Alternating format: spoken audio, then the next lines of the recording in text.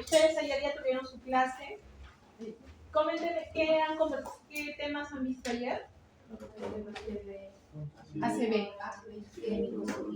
y hemorragia. Esos dos temas. Bueno, ya vamos a dar un repaso a eso también. Y pues, bueno, vamos a comenzar, chicos. Cuando nosotros hablamos del estudio cerebral, nuestro primer estudio a la mano es nuestra tomografía cerebral sin contraste. Es el primer estudio. Es el estudio más solicitado en caso de emergencia. Un paciente se cae, tomografía cerebral sin contraste. Recuerden que el diodo se va a ver hiperdenso, ¿verdad? Se va a ver blanco. Entonces, no necesitamos a los pacientes colocarle contraste cuando queremos buscar un hematoma. Cualquiera sea los tipos de hematomas, o si fuera un ACV hemorrágico, mucho menos colocarle contraste, ¿ya? Y por tanto, este va a ser el estudio de elección para nuestros pacientes de emergencia. Densidades. En este estudio tomográfico vamos a tener tres tipos de densidades. La hiperdensidad, que es el color más blanco, el más fuerte, ¿no?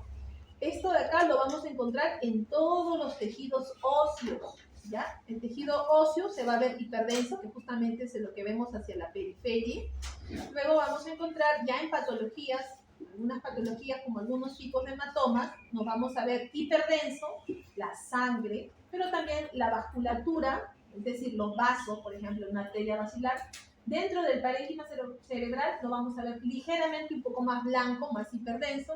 Y por último, si colocáramos contraste, también vamos a ver el tejido hiperdenso, sobre todo el tejido vascular. Luego tenemos a un tejido hipodenso, que es el tejido oscuro, lo más oscuro que podamos encontrar. ¿Quiénes me van a dar una densidad así oscura? Es la grasa. Recuerden que no solamente tenemos la calota y los lóbulos y todo el contenido cerebral, sino también hay un tejido blando periférico, adyacente, ¿no? Como esto de acá. Este tejido graso, periférico, tejido blando, se va a comportar así, de una forma oscura. El líquido cefalorraquídeo, que lo vamos a ubicar en los ventrículos laterales, tercer, cuarto ventrículo, en las cisternas, también lo vamos a ver así, oscurito, ¿ya? Por el líquido. Y por último, la grasa. Me olvido algo más, el aire. ¿El aire dónde lo podemos encontrar a nivel cerebral? ¿Alguien se acuerda? Los senos paranasales. Tenemos senos frontales, maxilares. Tenemos las celdillas mastoideas en la región petrosa del lóbulo temporal, la parte ósea. Tenemos las celdillas mastoideas, por ahí me estoy olvidando las esfenoidales, ericoidales. De por sí, más adelante tenemos un capítulo solo de senos paranasales, ¿ya? Entonces ahí vamos a volver a comprobar cómo hay aire en estas estructuras de los senos paranasales. Entonces, tejido hipodenso oscuro, grasa, que está dentro del tejido blando, digamos, aire, que está en los senos paranasales, y por último, el líquido cefalorraquídeo, que está en los ventrículos y cisternas. Y por último, la densidad que me da el parénquima cerebral lo vamos a denominar isodenso, ¿ya? Entonces tenemos estos tres tipos de densidad. Cuando tomamos una tomografía cerebral sin contraste, vamos a observar algunos cortes que se van a simular o se van a asemejar a algunas de estas esquemitas que por ahí algunos textos lo mencionan.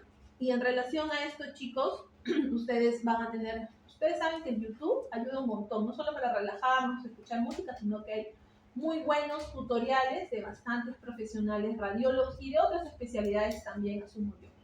Hay bastantes tutoriales acerca de los cortes tomográficos y la verdad es que ustedes al momento de que vean una isquemia o una hemorragia, seguramente que en una la van a agarrar, ¿no? Bueno, esto es una hemorragia, esto es una isquemia, la van a encontrar, pero ¿dónde van a ubicar el diagnóstico? O sea, ¿dónde está un lóbulo frontal?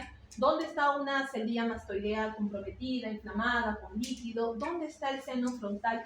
Eso es su misión de ustedes, ¿no? Volver a repasar un poco de la anatomía, pero ahora es una anatomía tomográfica, ¿ya? Para ustedes por ahora es una anatomía tomográfica. Asumo que con el pasar de 1 o 2 años ya los alumnos tendrán que hacer un repaso de una anatomía, pero ya en resonancia, ¿no? Porque no está muy lejano el tiempo de que ya nuestros hospitales tengan resonadores. Bien, entonces el primer corte, el que justo comienza en la base, del cerebro va a adoptar una forma en X. ¿Qué estructuras me van a dar esta estructura en X?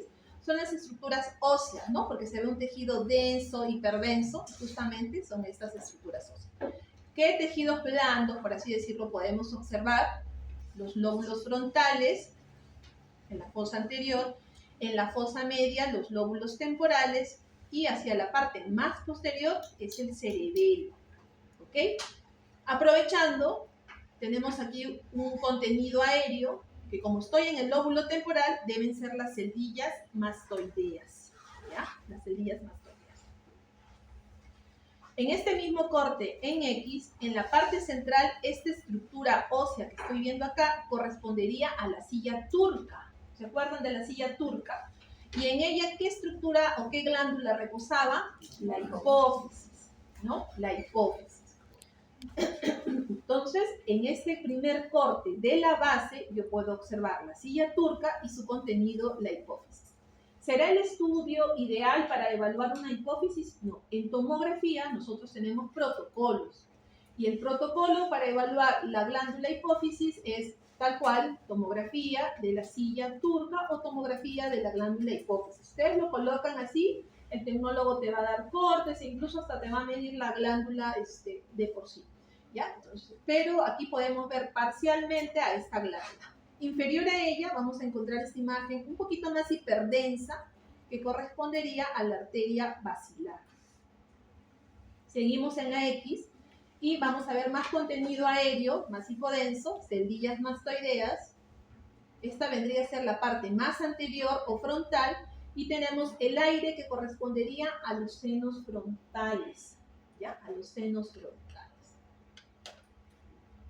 Vamos bajando y, vamos subiendo y vamos a observar esta imagen que se va a simular como una estrellita y este contenido líquido es dado por esta cisterna, la cisterna supracelular, ¿no? Vamos a tener varias cisternas, ustedes recuerdan, hacia la parte del cerebelo hay una cisterna, que es la cisterna magna, ¿no?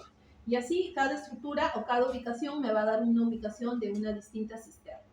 Bien, entonces en este corte de la estrellita me la va a dar esta cisterna supracelular. Esta cisterna supracelular hacia la base voy a encontrar la misma hiperdensidad puntiforme que está dada por la arteria basilar. Hacia la parte más anterior vamos a encontrar el tallito de la glándula hipófisis y más anterior a ella el quiasma óptico. ¿Ya? Aquí vemos otra hiperdensidad un poco más alargada que vendría a ser la arteria cerebral media. ¿Ya? Seguimos aquí en el corte de la estrellita y vamos a conocer debajo de esta cisterna, vamos a encontrar el puente y por debajo del puente encontramos más contenido aquí oscuro que vendría a ser un contenido líquido que vendría a ser el cuarto ventrículo. Hacia los lóbulos temporales voy a encontrar más zonas oscuras de líquido cefalorraquídeo que vendría a ser una parte, una muesca de las astas posteriores de los ventrículos laterales o, como le mencionan acá, los cuernos temporales. Tenemos otro corte, vamos subiendo y ahora va a aparecer esta carita feliz donde los ojitos, ¿qué estructura será que tiene líquido? ¿Qué tipo de estructura? Estos vendrían a ser los ventrículos laterales. Los ojitos van a ser los ventrículos laterales y la naricita es el tercer ventrículo. Recuerdan que tenemos segundo, tercero y cuarto ventrículo, ¿verdad? Entonces tenemos a los ventrículos laterales como los ojitos, la nariz, tercer ventrículo y otra cisterna, la cisterna cuadrigeminal, que vendría a ser la boca. ¿Ya?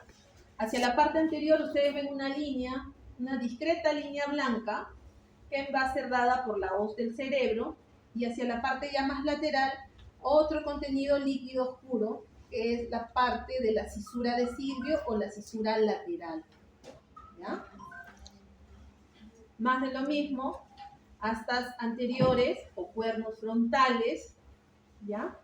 Tercer ventrículo, ¿ya? El lóbulo frontal y hacia la parte medial y lateral el lóbulo temporal y esto vendría a ser parte del vermis cerebeloso. ¿Ya? Aquí vamos a hacer un reparo. Estas estructuras que vamos a mencionar las vamos a observar tanto en la carita feliz como en la carita triste. Obviamente va a venir carita enojada, perdón. Anterior a los ojitos que se han dado por los ventrículos laterales, vamos a encontrar al cuerpo calloso. ¿Ya? Por delante de los ojitos está el cuerpo calloso. Lateral a estos ventrículos laterales tenemos al núcleo caudado. Inferior a ellos, en rosadito, vamos a decir que es la mejilla, tenemos la cápsula interna con su brazo anterior y su brazo posterior. Más lateral, vamos a tener al núcleo lenticular con su putamen y su globo pálido. Y para terminar, en la parte inferior tenemos al tálamo. ¿Ya? ¿Por qué será importante todo esto? ¿Por qué? Porque cuando haya una isquemia, muchas veces las isquemias pueden afectar simplemente al tálamo, simplemente al núcleo caudado, o al cuerpo calloso o al tálamo, o a los brazos de los cápsula interna. Entonces, tenemos que tener reparo de estos cortes para que cuando les ponga de repente en un pasito siguiente un foco de isquemia o un foco de hemorragia, ustedes digan, no me pueden decir, me pueden ubicar foco hemorrágico a nivel de qué estructura. Dilatación del ventrículo, pero ¿qué ventrículo está dilatado? ¿No? Y entonces con estos cortes ustedes más o menos se van ubicando con los nombrecitos que estamos poniendo. Bien, ahí aparece ya la carita molesta, donde los ojitos molestos siguen siendo las astas anteriores de los ventrículos laterales, la nariz, el tercer ventrículo y la boca molesta son las astas posteriores de los ventrículos laterales o cuernos posteriores. Normalmente les ponemos astas posteriores. Recuerden que tenemos os, no solamente esta línea hiperdensa viene cerrada por la os del cerebro, pero también el cerebelo también tiene su os, que es esta de acá, y acá ya tiene su tienda, ¿no? Estas líneas hiperdensas que están acá. Igual, como hace un rato, se repiten las mismas estructuras en las mismas ubicaciones. Y vamos a pasar al corte de las lombricitas, donde básicamente estamos viendo a los ventrículos laterales, nuevamente la hoz del cerebro, la hoz del cerebelo. ¿Y qué estructura está por dentro de los ventrículos? Los plexos coroideos, que son los encargados de producir el líquido cefalorraquídeo. Estos plexos coroideos no van a ser libres de que tengan una neoplasia, tampoco no van a ser libres de calcificarse. Estos plexos coroideos pueden calcificarse en forma así fisiológica, ¿ya? Vamos a pasar. Otras estructuras importantes en este corte de las lombricitas es el tejido que está adyacente a estos ventrículos laterales, que se llama corona radiada. Y por último, el último corte, el más superior, es el que tiene aspecto de un grano de café, donde vamos a observar los centros semiovales, que están bien mediales, ¿ya? Y la sustancia blanca y la sustancia gris. Ustedes van a ver dos tonos aquí de coloraciones. Un tono periférico un poco más blanco y un tono más oscuro, que es ¿no? Que está en la parte media. Aquí todo se va a invertir. La parte más blanca, periférica, a esa le vamos a llamar sustancia gris. Lo vemos blanco en tomografía, pero esa parte correspondería a la sustancia gris. Mientras que la parte más oscura, que podríamos pensar que es la sustancia gris, netamente es blanca. Es decir, si veo un color y es gris, eso corresponde a la sustancia blanca. Si veo un color y es blanco y está en la periferia, eso corresponde a la sustancia blanca. El color es a la inversa. El tejido real es a la inversa, ¿ya? Bien.